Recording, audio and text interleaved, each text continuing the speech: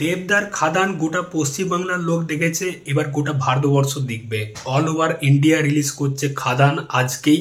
তো দেবদা তার ফেসবুক পেজে একটা পোস্ট করেছে, কালকে পোস্টটা করেছে, দেখাচ্ছি। তো গোটা দেশ জুড়ে খাদান দর্শকদের হৃদয় জয় করবে আগামীকাল থেকে।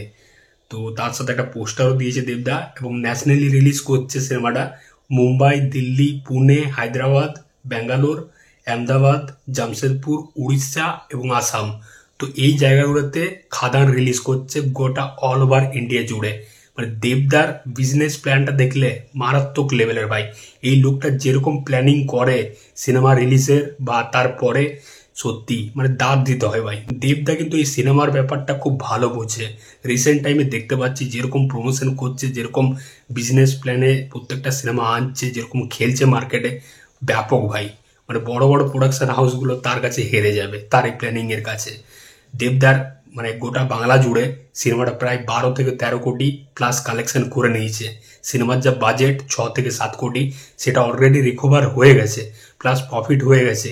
আজকে যখন প্রফিট হয়ে গেছে সিনেমাটা, তারপর অল ওভার ইন্ডিয়াতে সিনেমাটা রিলিজ করছে। হয়তো তার জন্য 1 কোটি বা 1.5 কোটি টাকা খরচা হবে, সেটা আলাদা বিষয়। কিন্তু সিনেমাটা প্যান ইন্ডিয়া রিলিজ করছে, এবং প্যান ইন্ডিয়াতে প্রচুর দর্শক আছে, মুম্বাই হোক বা আসামে হোক। যে খাদানের জন্য মুখিয়ে আছে সেই দর্শকটা। তো দেবদা এই যে স্ট্র্যাটেজিটা খেলে না, এটা খুব প্ল্যানিং এর সাথে খেলে। এবং এই লোকটা কিন্তু এমনি এমনি সুপারস্টার হয়ে যায়নি, এমনি এমনি সিনেমাটার ক্রেজ নেই ভাই। তার জন্য সে প্রমোশনটা সেরকম করেছে।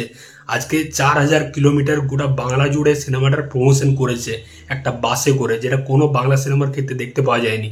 যেটা ইতিহাস হয়ে যাবে ভাই, যে একটা সিনেমার জন্য একটা মানুষ গোটা একটা বাস করে দিয়েছিল।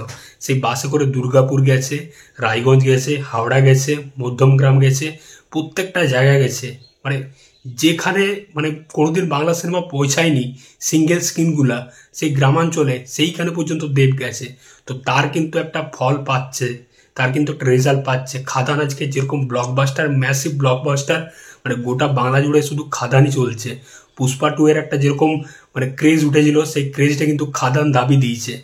এখন বাংলাতে একটাই সিনেমা চলছে খাদান। এবার গোটা অল ওভার ইন্ডিয়াতে কিন্তু খাদান রিলিজ করছে। যারা প্রবাসী বাঙালি আছে, কাজের সূত্রে বাইরে থাকে, মুম্বাই হোক হায়দ্রাবাদে হোক, তারা কিন্তু খাদান দেখবেই, কারণ তারা মুখিয়ে আছে এই সিনেমাটা দেখার জন্য।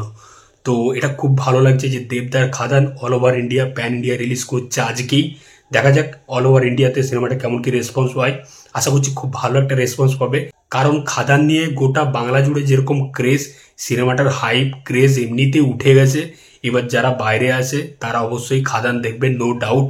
তো দেখা যাক সিনেমাটা লাস্ট কত কালেকশন করে। প্রায় 25 থেকে 30 কোটি টাকা কালেকশন করবে, মানে কোনো কথা হবে না বস। কারণ এখন কিন্তু পুরো ফাঁকা টাইম আছে, মানে বাংলাতে কিন্তু কোনো বড় সিনেমা রিলিজ হচ্ছে না। হয়তো বলিউড থেকে বা সাউথের কোনো সিনেমা আসবে, কিন্তু সেগুলো হয়তো খুব বেশি একটা মার্কেট করতে পারবে না এখানে।